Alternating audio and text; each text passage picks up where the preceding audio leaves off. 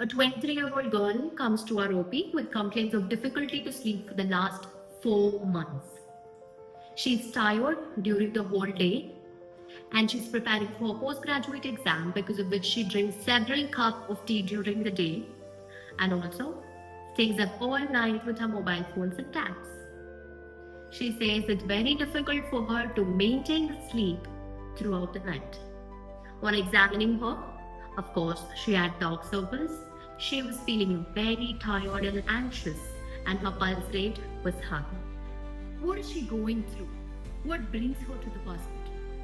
But before going into the diagnosis of a problem, I want to share what is going on with her, and not just her, in 100,000 people like her. Namaste and welcome back. It's Amo from Med School. Insomnia. Insomnia means bad sleep or poor sleep. It's either very difficult for you to kickstart your sleep in the night or even more difficult to maintain it throughout the night. What is causing it? What is the trigger for it? Each of us have different triggers, and I'm going to tell you all of it for you to know what is causing yours. The most common and less frightening is daytime napping, which is normal. All of us does that.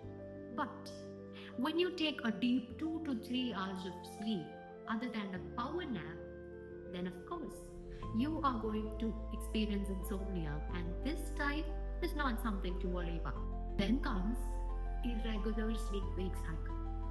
The name in itself has the whole explanation.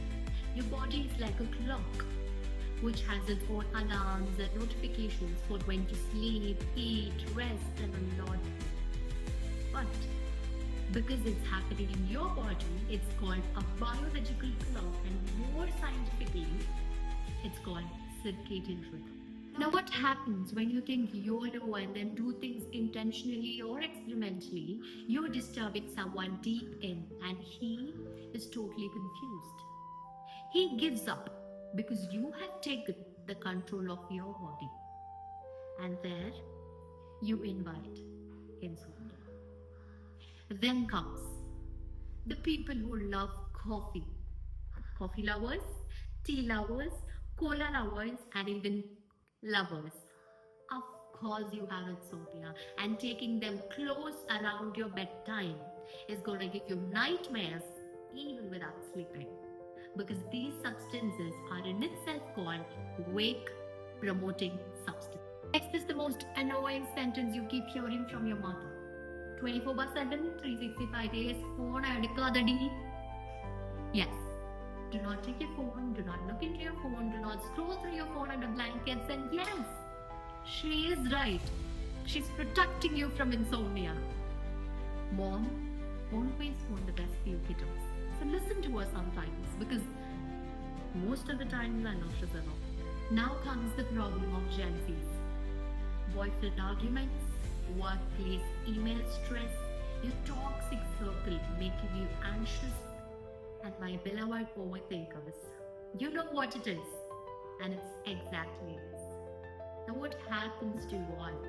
When all these stressful situations come to your mind during your sleep or your bedtime, of course, this is going to question your sleep. Hey, if you're someone who uses bedroom not just for sleep, but for playing, eating, working, studying, Netflixing, guys, it's time to change your location. Because doing all of this in that sacred room is going to pour out all the stressful emotions that you are going through during all the other times that you are doing something but not sleeping. And this stressful times invite their unwelcome friend, insomnia. Now, grouping all these causes together, we are only concerned about insomnia. But there are more serious stuffs than that, like depression, anxiety, mania. Yes, you are absolutely gonna have insomnia. And don't worry about this. And don't get overwhelmed about this, because we are there for you. Now, if you're somebody who has asthma or COPD, what happens? The atmospheric air has to enter your lungs properly through a tube, but in these conditions, this tube gets narrowed, because of which the air to enter inside becomes more difficult. So you get up from your sleep, gasp for air, feel breathlessness, start coughing, and here it goes. Your sleep becomes like a TV show with a lot of short commercial break. Next is pain. The word is in itself very difficult to hear. And if you're someone who are experiencing pain due to any medical condition, be it physical or mental, your sleep is going to become very painful. All the above listed are the causes commonly seen for insomnia, and if you have found your cause, you definitely have to continue this video.